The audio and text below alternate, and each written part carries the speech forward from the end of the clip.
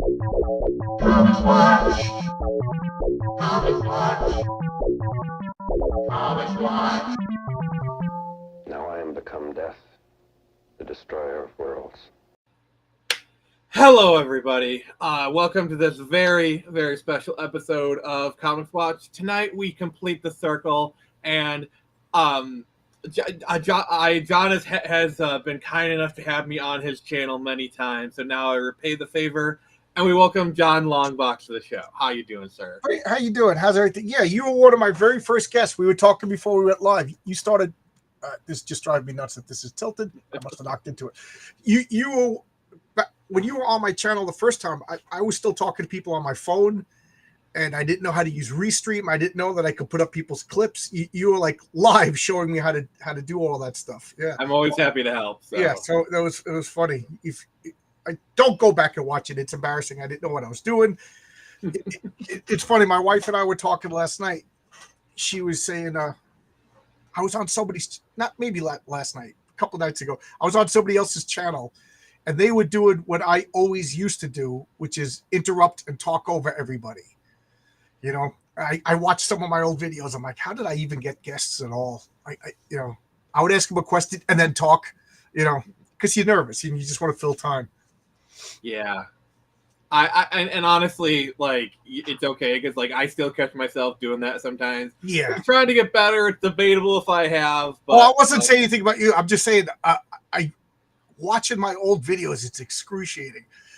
If you go to my very, very first video, it's me taking out a Marvel Team Up 86, I think it is, and it's Spider-Man and the Black Widow, and I'm whispering in the phone, and the phone is shaking, and I watch that now, and I'm like, how did I get John Romita Jr. to come on my channel? I think I've heard some people say that if you can look back at your old content and cringe, that's actually a good thing because it shows how far you've come. Right. It's funny that you would say that because I remember,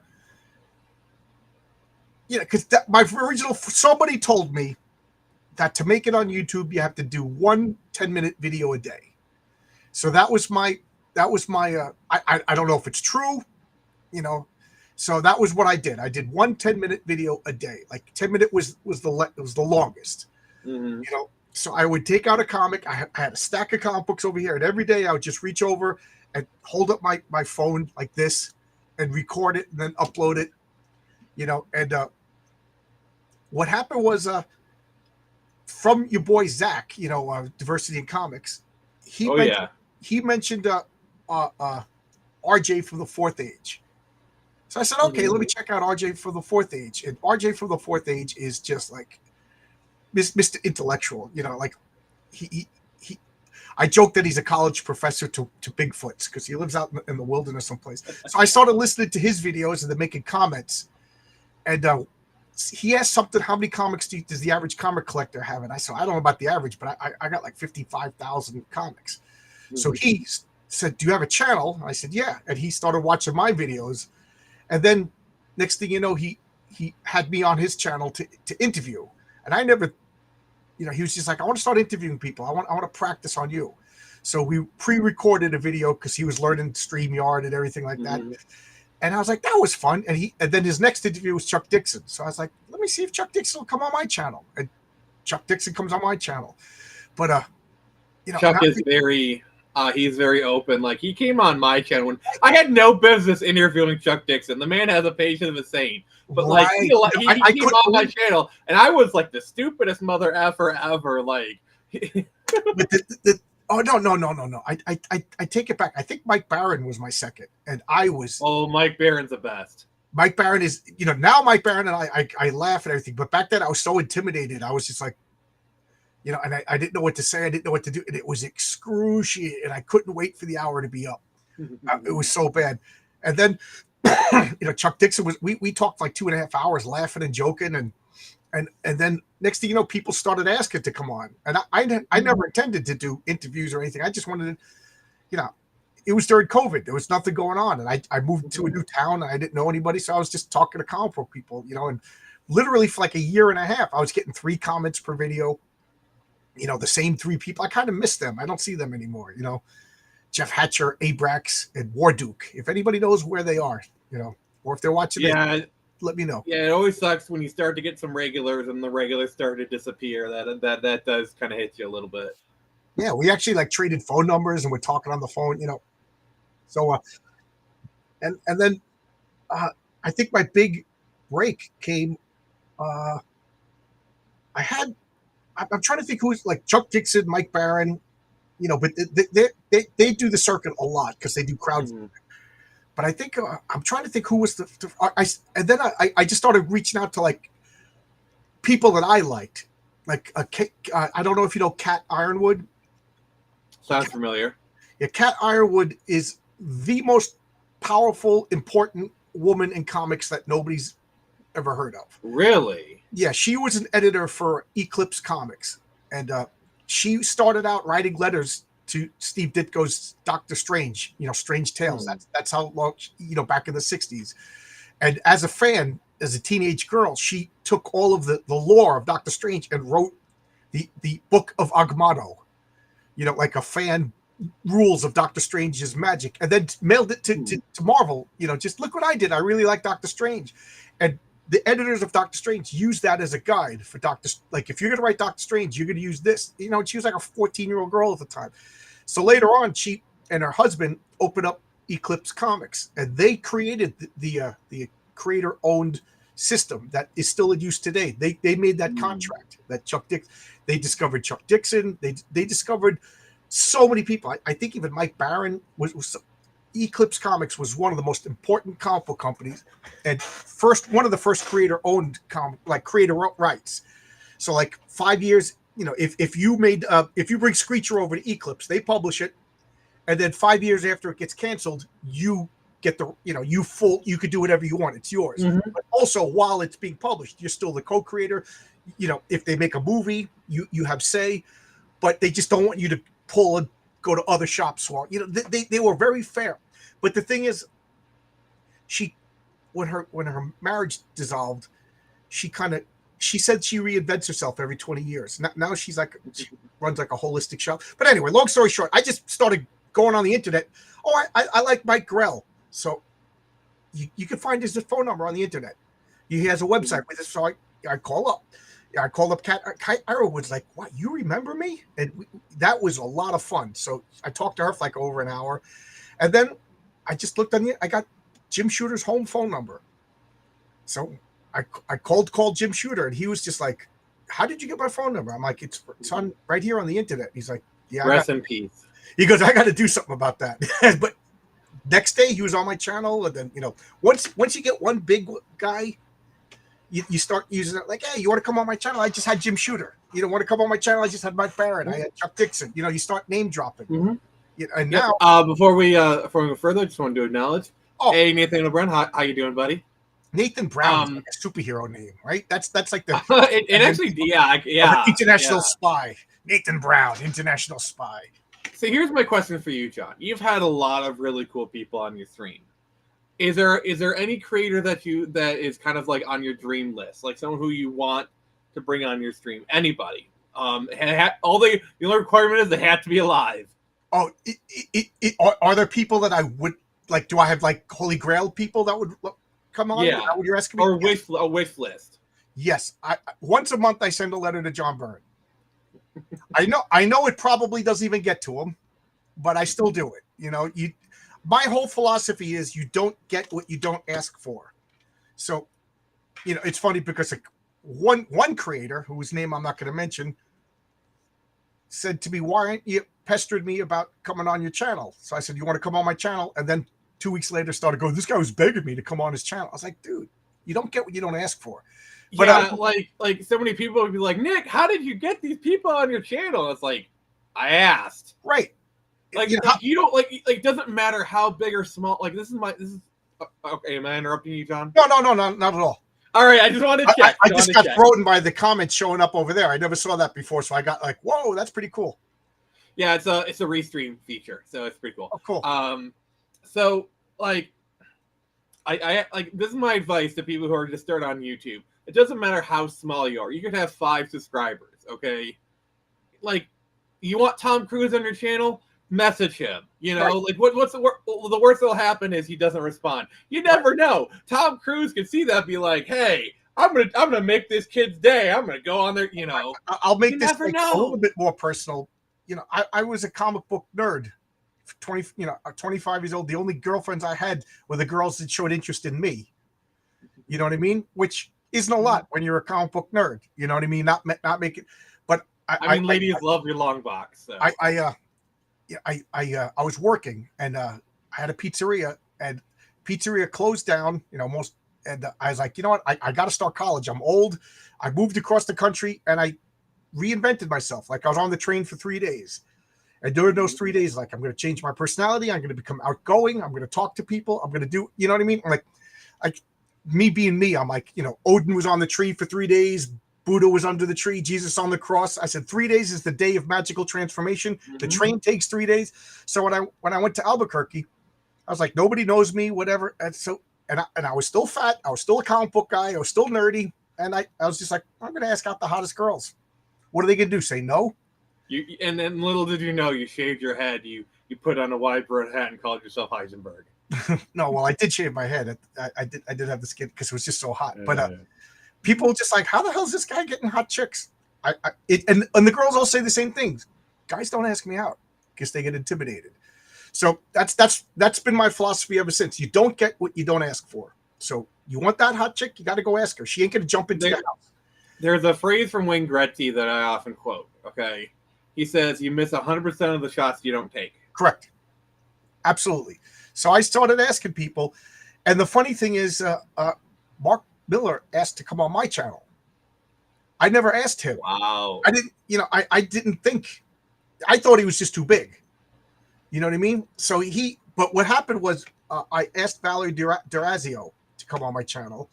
And she was. I'm still jealous that you got Val. I've been trying to get her to come on my channel. She's really shy. And she's I get it. I get it.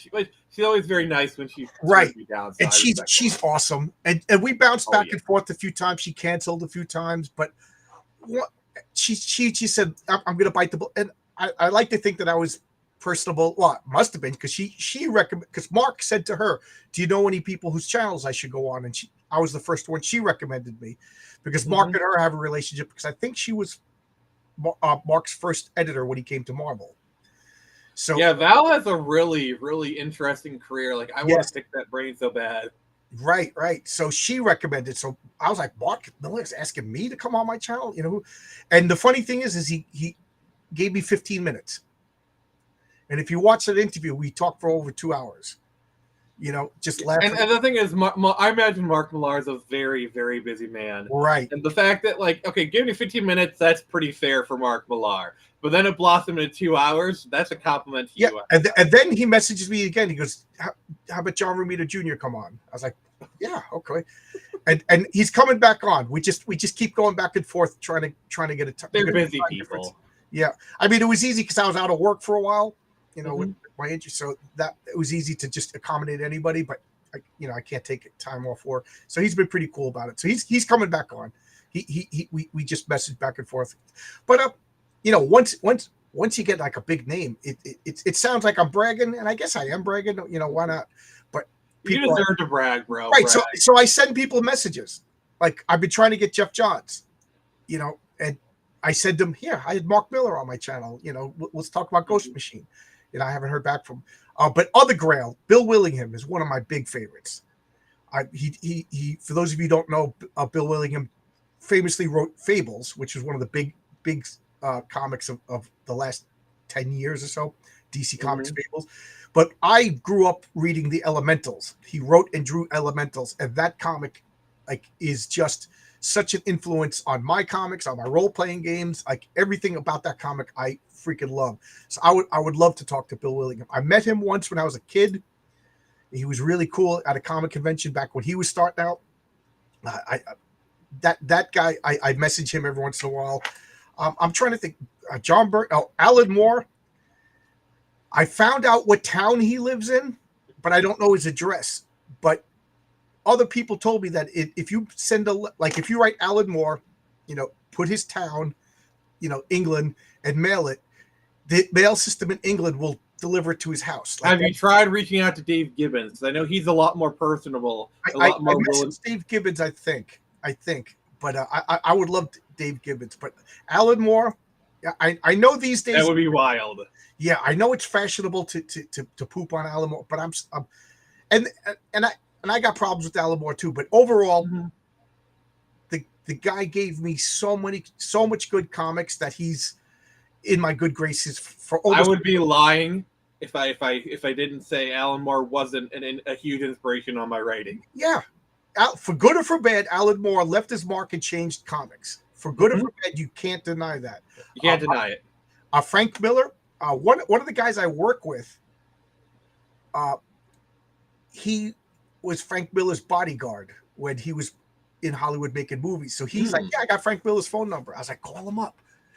Ask him if I can come on your channel. Well, I'll tell you this right now. If you ever want to get someone like Arvell Jones on the co-creator Misty Knight, I'm kind of like friends with him. Okay, he's done some work for me. I literally have his phone number. I can reach out to him. Yeah, tell him to come on my channel. Yeah, cool. Yeah, I'll talk to anybody. Like, I got people on my channel. They're just fans. That sounds mean, but like they don't have a comic. They just want to talk comics.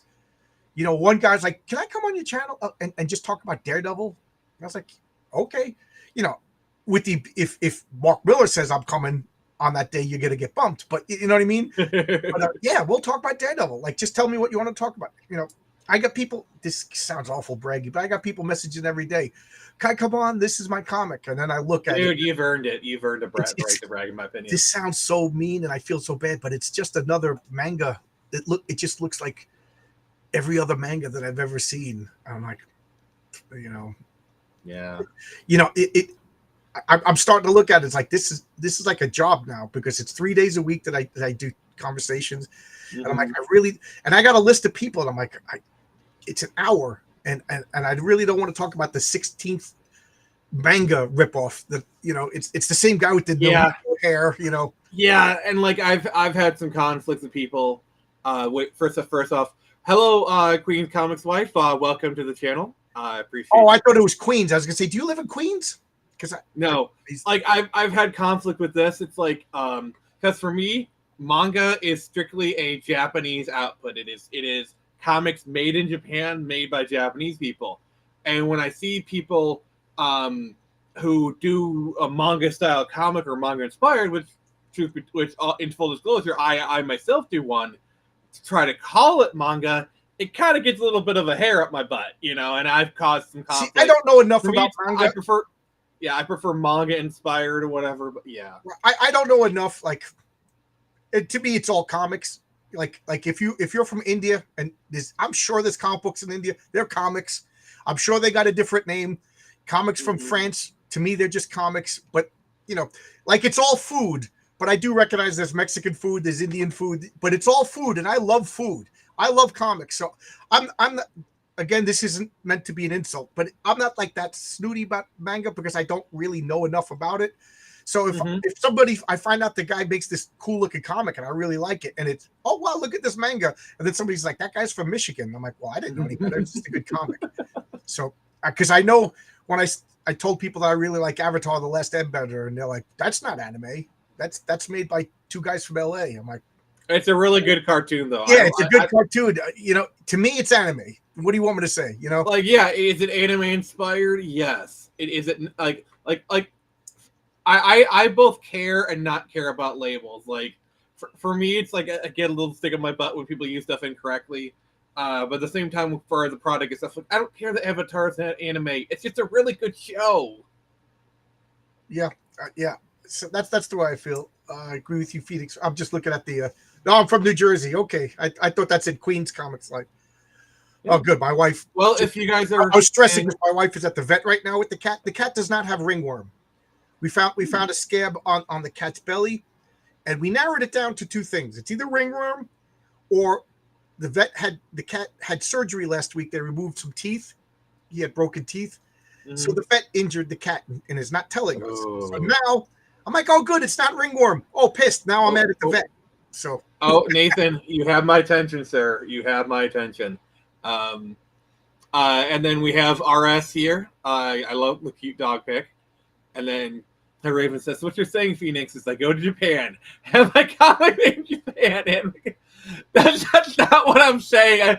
Oh God, you guys! Like, I applaud the cleverness. It's funny that you said that because in my town where I grew up in Baldwin, Long Island, I don't know if it's still there anymore, but there's a Mexican place, and I love Mexican food. I lived in Albuquerque. I love Mexican. I love it too. And I can cook Mexican food better than most places, so I'm really picky. But there was a Mexican place that I absolutely love, and I would order it. And then one day I went in there; it was all Chinese people, and my friends were like, "How can you get that Mexican food?" It's made by, I'm like, because it's food, and it tastes like good Mexican food. I don't care who, I don't. Do you go into a restaurant and look at the cook's face? And, you know what I mean? If you're making me spaghetti meatballs and it's good spaghetti meatballs, I don't care if you're Korean. You know what I mean? I don't care. I don't care if it's like the whitest lady from Fresno making my Mexican. If it's good food, it's good food. Right. That's the way I look at my comics. That's the way I look at my food. My mom was Irish, and she learned how to make Italian food from my Sicilian grandmother, from my father's mother. It's a skill that you learn. It's a skill that you learn.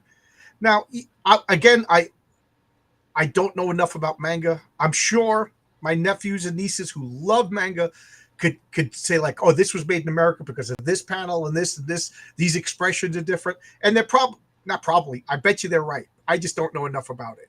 Mm-hmm. Like I could kind of like tell the difference between like an American superhero comic and then like these like European big oversized, because they got like a different sentimentality, but I don't know enough. Well, I can tell you one big thing is if there's way too much dialogue in the so-called manga, then it's not a manga.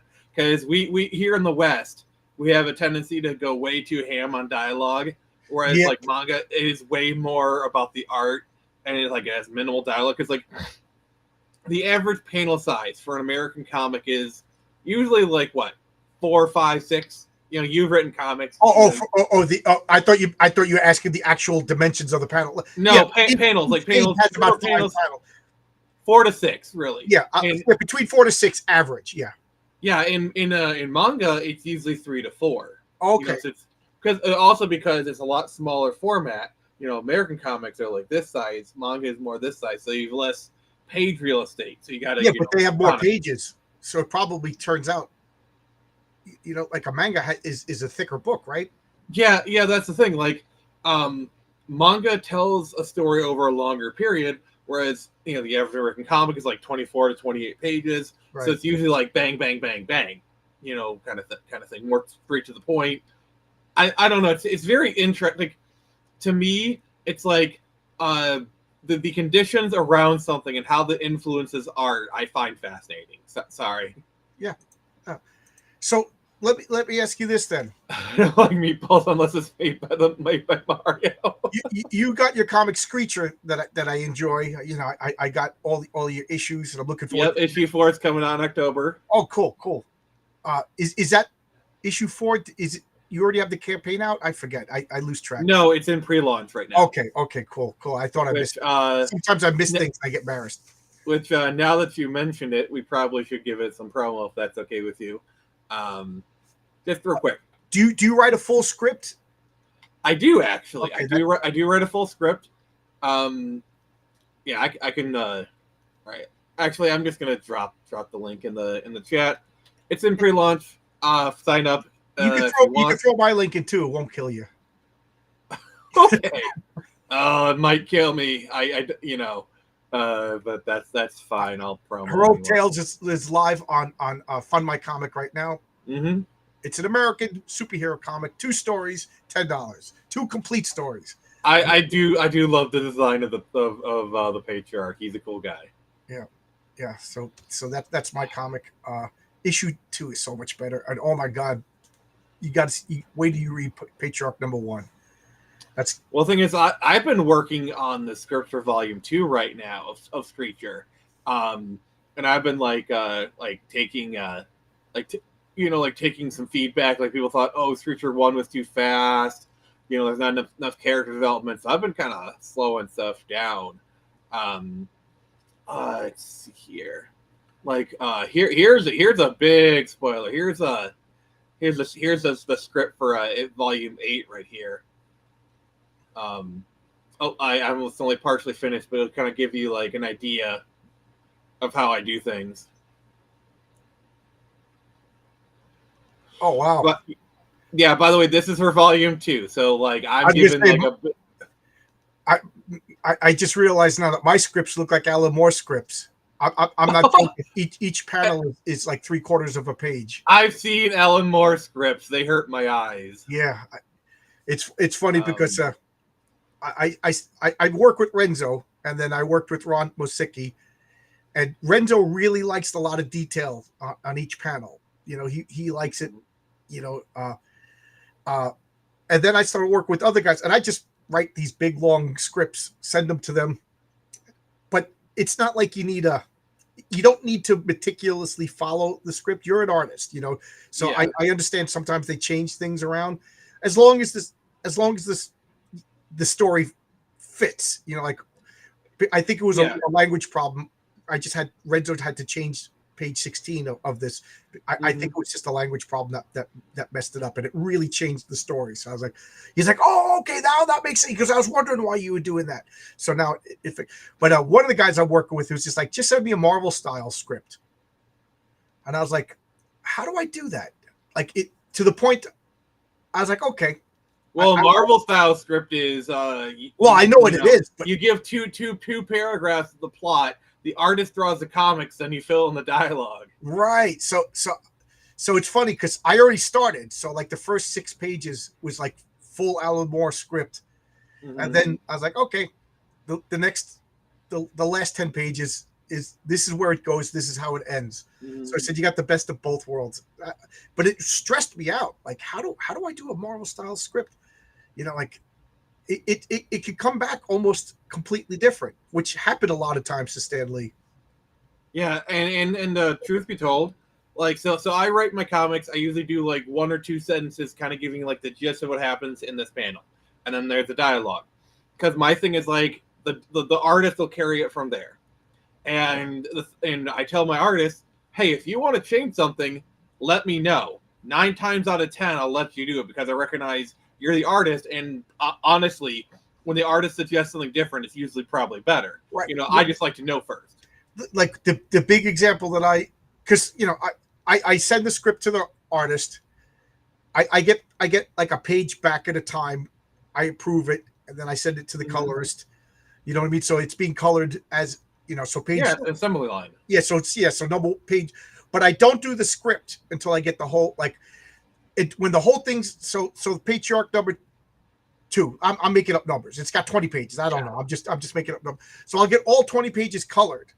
Now that I got all 20 pages, then I'll go through it again and rewrite the dialogue, because in issue number 1, I don't know if you read Heroic Tales number 1. There was one panel where the patriarch was flying to stop a meteor. That was only 3 panels. Renzo turned it into 9 panels. Because he did close-ups of the eyes to show the strain and everything like that.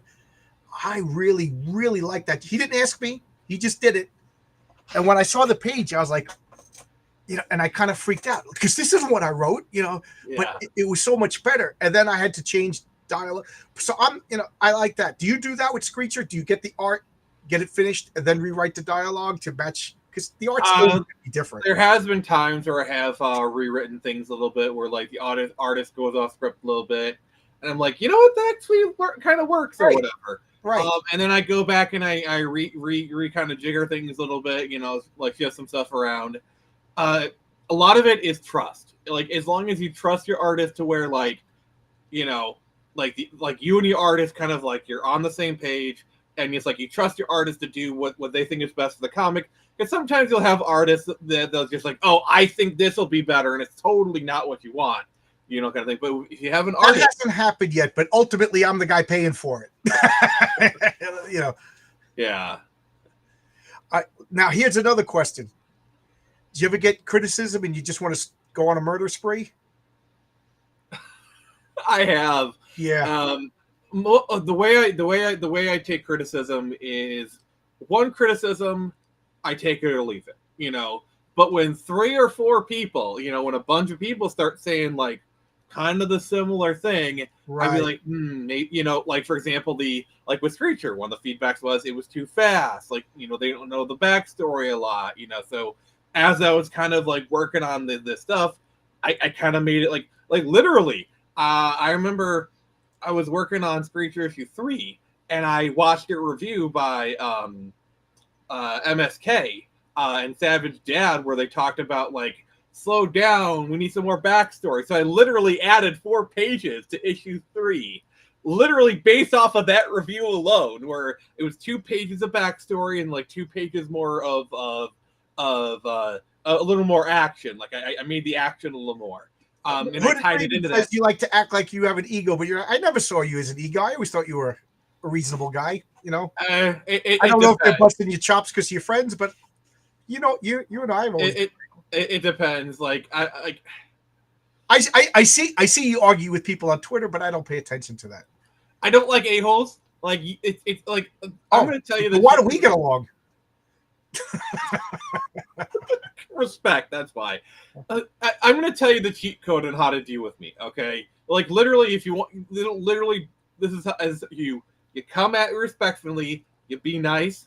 I'll literally give you anything you want. But you come at me and all mean and a-hole like, I'm going to clam up and get defensive. It's literally that easy. When it comes to Twitter and YouTube and everything, not so much YouTube, because this is long format and everything like that. But when it comes to Twitter, I try to interpret everything in the best possible light. You know, because I have got burnt before where I reacted to something and I realized the guy was just like, what are you talking about, man? You know, I've been a bit quick on the draw myself. And it has come out to bit me. Like, there was this one guy. I was in an argument, and he kind of went in himself too. And I thought he was like going against me, so I got kind of mean to him. He's like, "Hey, what are you doing, man? I'm on your side." Luckily, Cottonhead prevailed, and like he follows me. I followed him back. We're good now. But I do want to acknowledge. Happy day to you, Phoenix Press, and yes, happy day to you, Happy Dinosaur. Happy Dinosaur. He's a regular. I was waiting for him to pipe in. So yeah, what like there's a couple of guys now that don't like me because I said something true, and rather than does it have to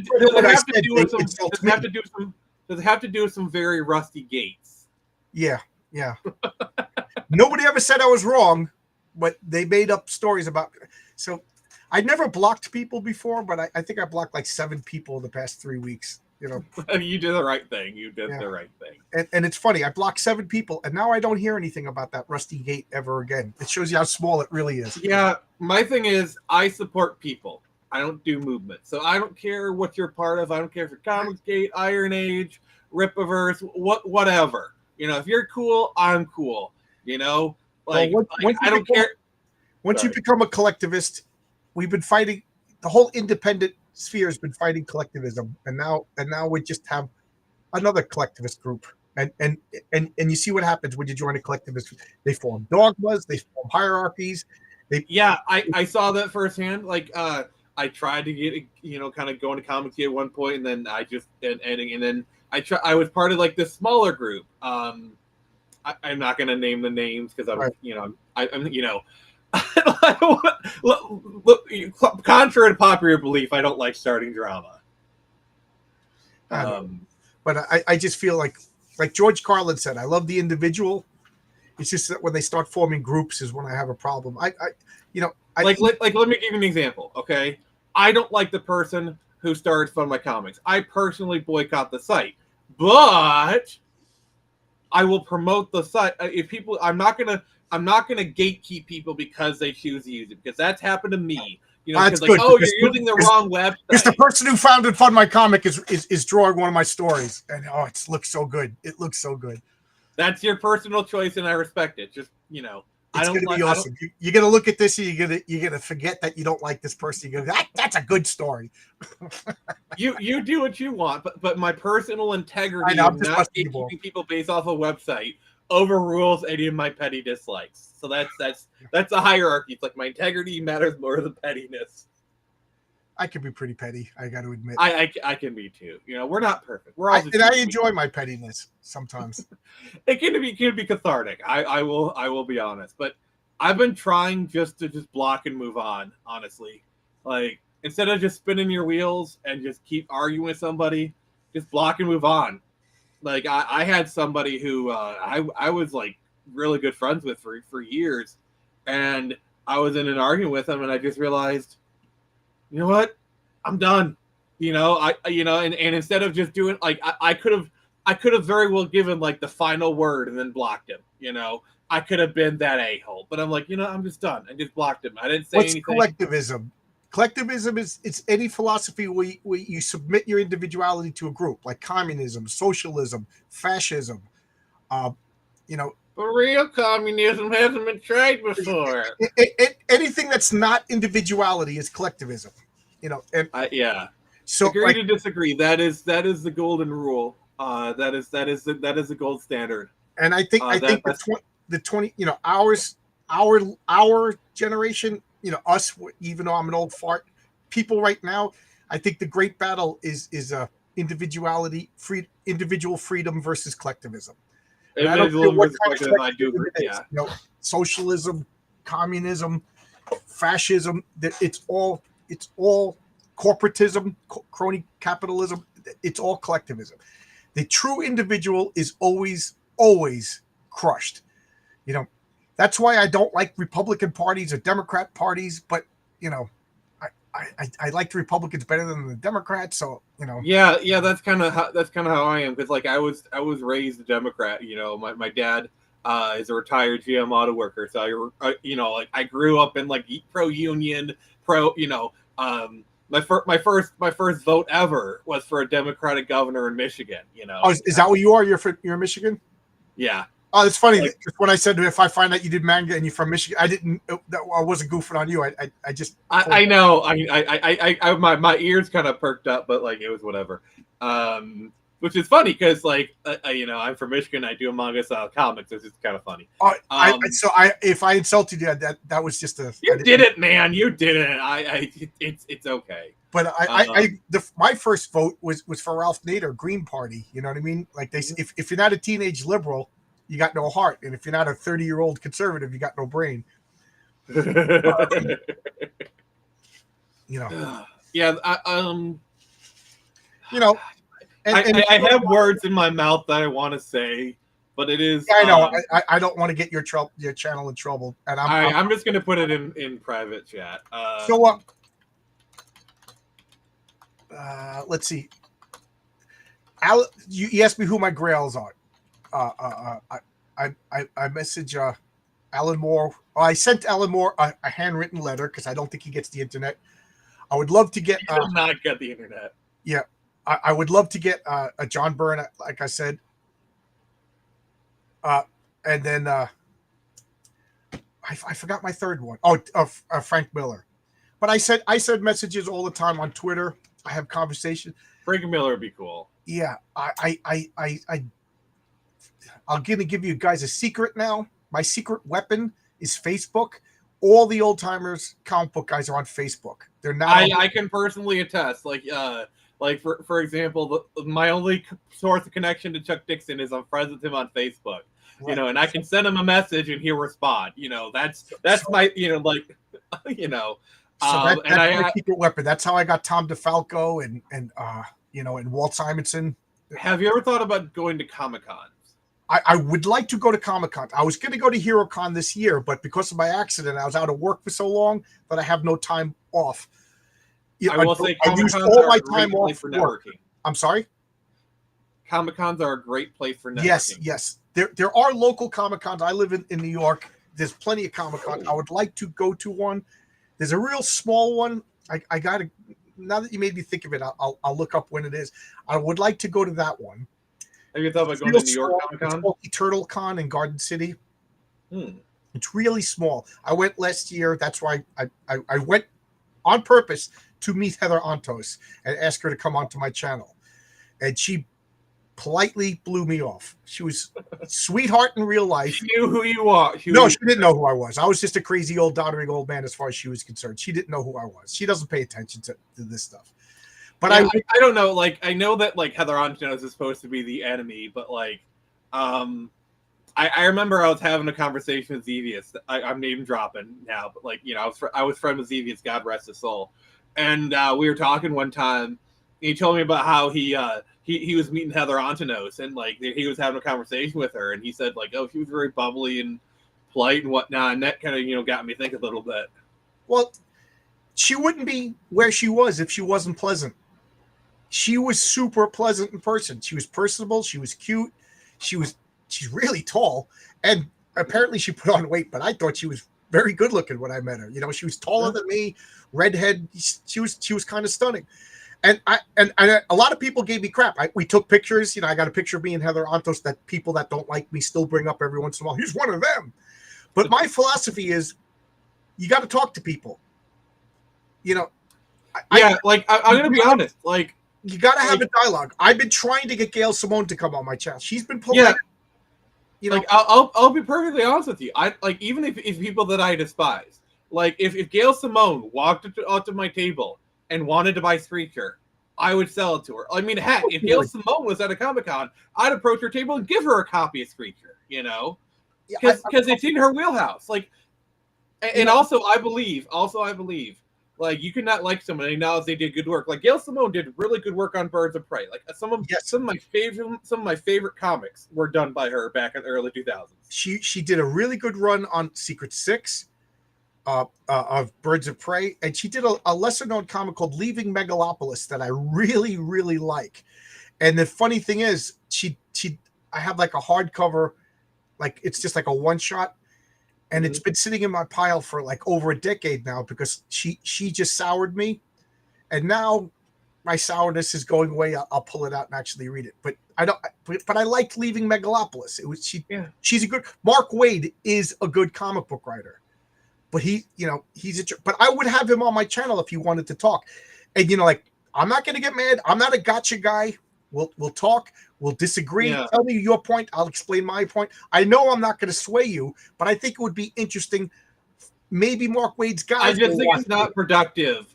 You know, if they're the a-hole, then fine. You know, don't like if they're an a-hole to you, then fine. Don't talk to them. That's all well and good. Right. But I don't think it's productive to be the a-hole first.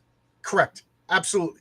You know, even the guys that don't like me right now, if they want to come on my channel, I got two rules. You come on my channel because I'm not going on your channel where you're gonna, whatever, gotcha me. Yeah. And you show your face, because that's why I call it's conversations. I don't want to have a conversation. And then people always go, but RJ doesn't show your face. RJ discovered me, so he gets a pass. RJ does whatever he wants. RJ from the fourth age. But yeah, you know, but like if Mark Waid, if whatever reason he decided he want to come on my channel and talk and present his case, I'll disagree with him. I know for a fact I'll disagree with him. I'm not going to be, you're an asshole, and you know, and fight with them. But my philosophy is maybe some of his fans will watch and be like, that guy ain't that bad. This side maybe has a point. You know what I mean? So same with Heather Antos. I didn't want her to come on my channel and be like, you know, all those nasty things that everybody says about her. I specifically try to avoid those like Thunderdome type of live streams. I'm not interested. It's you know the meme like two idiots fighting, you know, like that meme or whatever. I'm not interested in those kind of streams. I'm interested in like, that's why I think you and I gel really well, because we just kind of are on the same wavelength. I also like one-on-one. You know, oh gosh, yes. I have an unwritten rule where four squares is the most. If you ever watch me on a panel, I sit there like this, because I don't want to step on people's toes and I don't know what to say, and then I feel guilty because, you know, I'm on this guy's channel. He's got a big channel, like, you know, like I was on Yellow Flash's channel. I was on Thinking Current. I was really stressed out because there's 6 guys and they're all talking. These guys all have 100,000 subscribers. And I'm like, I have to say something.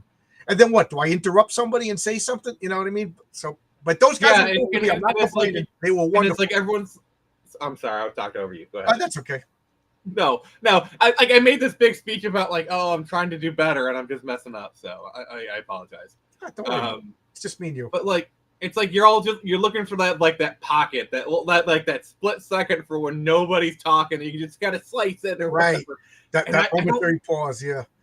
And I don't like those big streams where it's like 8 people and like they're all trying to jockey for like, you know, airtime or whatever.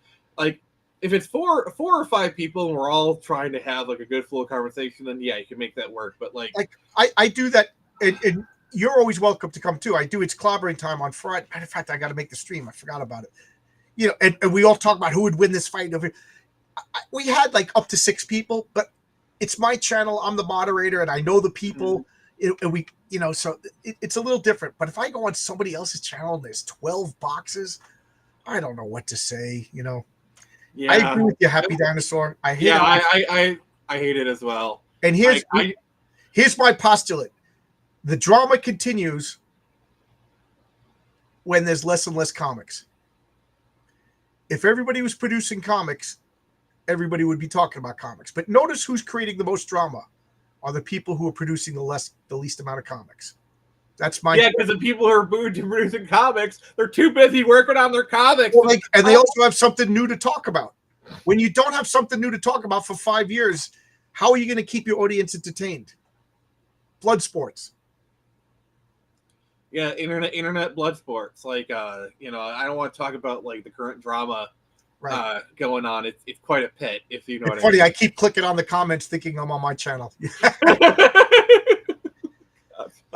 Yeah, it's just for me, I've got some stuff like I don't care what you like, you know.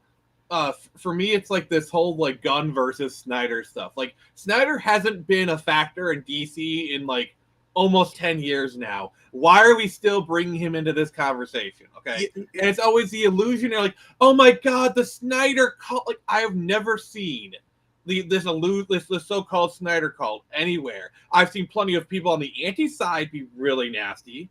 You know, it's funny because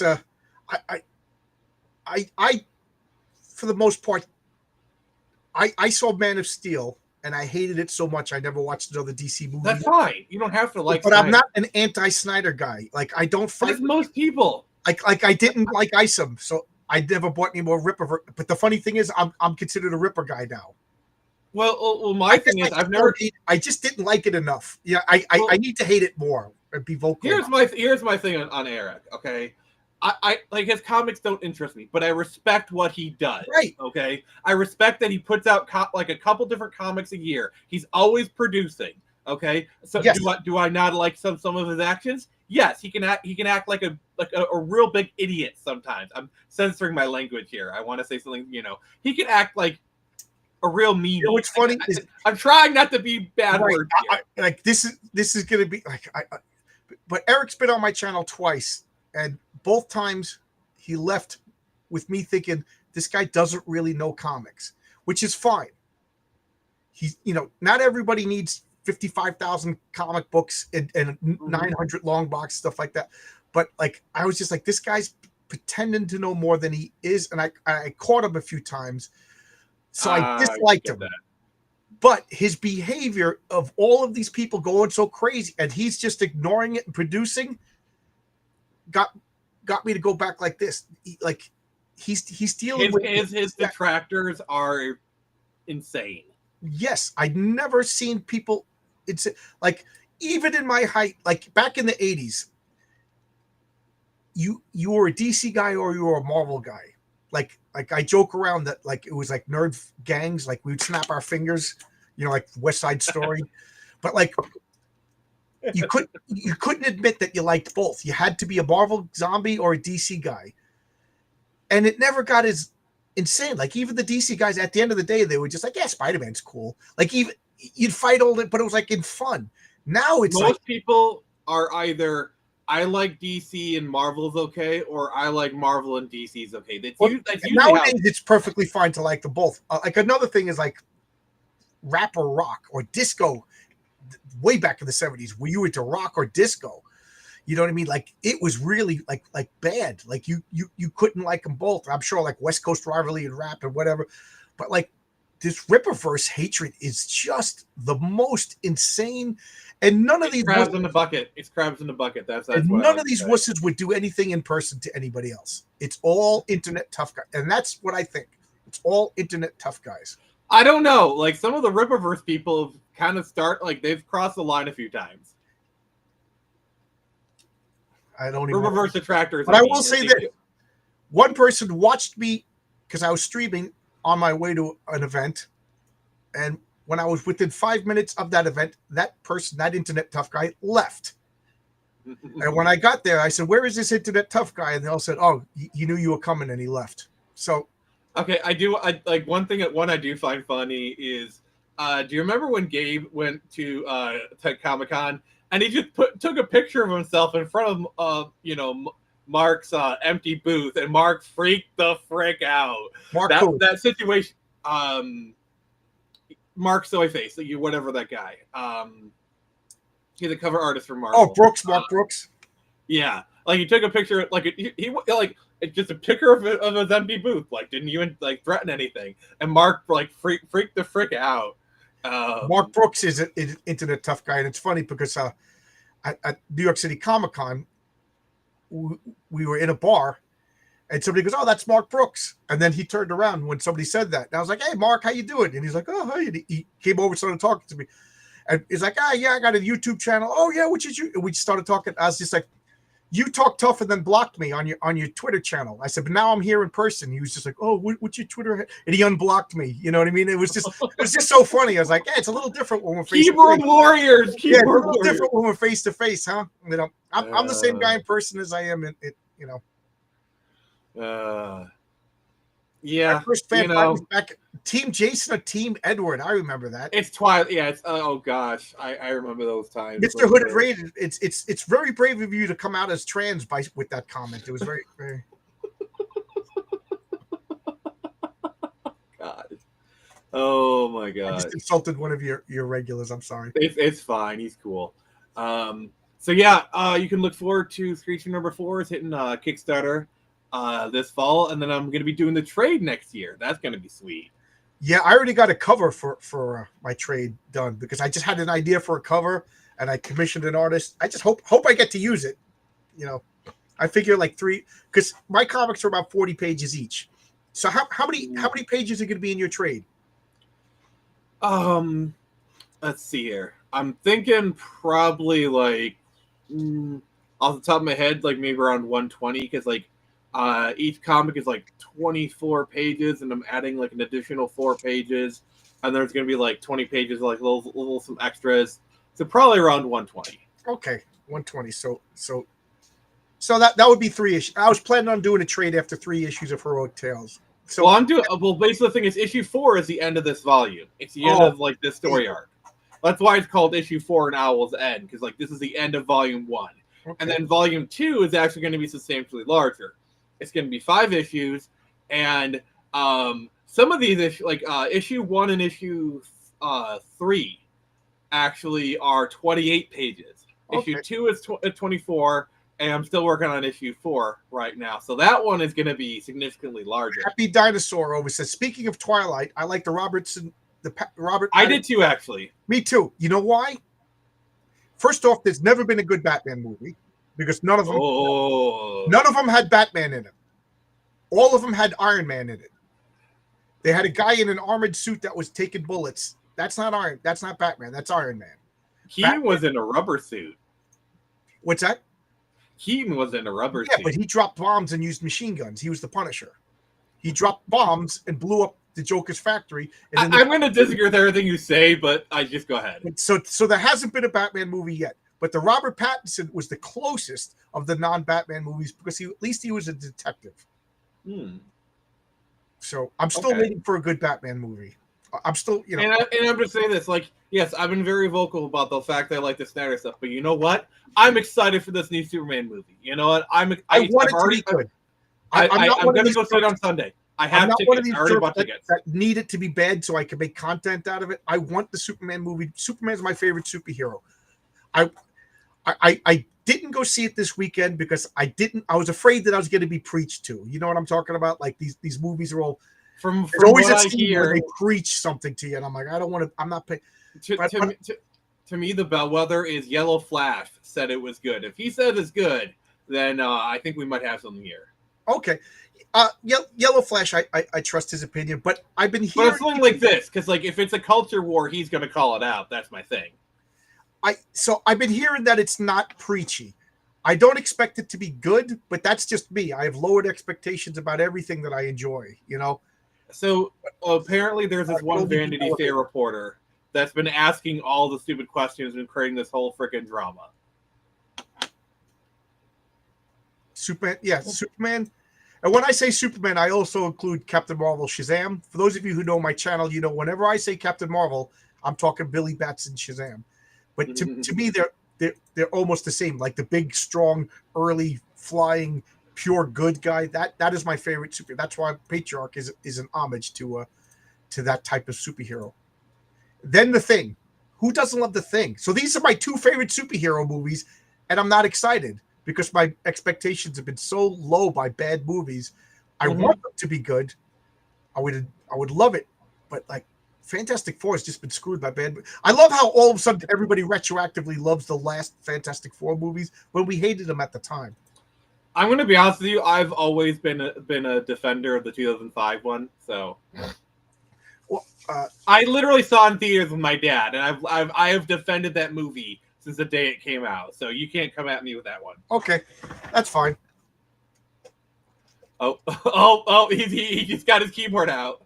Yeah, the guy's waiting for me that I have my 7 o'clock talk. I'm just telling him I'll be there in a minute. Yeah. Let's kind of start wrapping up here. So, John, any final words? Any final words? Yeah. If you like Blue Sky, Bronze Age, Marvel comics, you will love Heroic Tales. Heroic Tales is the comic that I wrote. Renzo Rodriguez is drawing it. He drew all of this issue. Oscar Carreno and Daniel De La Silva Rodriguez colored. It is awesome. It looks great. It's two complete stories. It's the continuing adventures of the Patriarch. The Patriarch is everything that's good about masculinity. He's a father. He's a husband. He's a protector. He's a superhero. He was even a good guy before he got his powers. He was an EMT. And this story is kind of two of my loves. It's superheroes meeting Dungeons and Dragons. So literally, the Patriarch goes on a dungeon crawl in this issue and rescues an abducted child. The other half of the story, I'm introducing a new character called Mary Sue. And Mary Sue is me goofing with the concept of the perfect girl. So her name is literally Mary Sue, and she gets the ultimate powers. And she's starting to realize you won't get the full effect. It's a full, complete story. It's the origin of Mary Sue. She's the perfect girl. She goes and gets her job. An accident happens. She gets her powers, and she realizes, oh, I think I have a heavy responsibility now. She doesn't think of herself as perfect because the perfect person would think that they're humble. This is an awesome responsibility, and I don't know. So the issue 3, which will be coming out next, is her dealing with what she did in issue 1. I love this character. It's funny because people just like, Mary Sue, I don't know if I want it. And everybody who read it said, John, this is good. She's a good character. So good, I'm going to give you a little exclusive. I've been approached to write a Mary Sue story in a comic that's in comic shops. So I'm not telling who it is. I'm not telling what comic. I'm not telling anything about it other than this time next year, I probably will have a 12-page Mary Sue meeting their character team up in a not a mainstream, not Marvel and DC, but in a comic book that's already existing in comic book stores and will continue to exist. I will promise you right now, if you do that, I will go to my local LCS and I will buy the comic. I will do that. Right. It's funny because I was telling the guys at work, and they're all like, well, dude, that is a really big deal, and I want to support you. Yeah. So I'm excited to do that.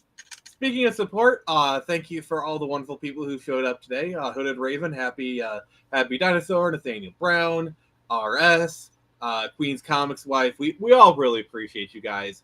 As much as I rail about all this stuff, I gotta say, I know every content creator says this.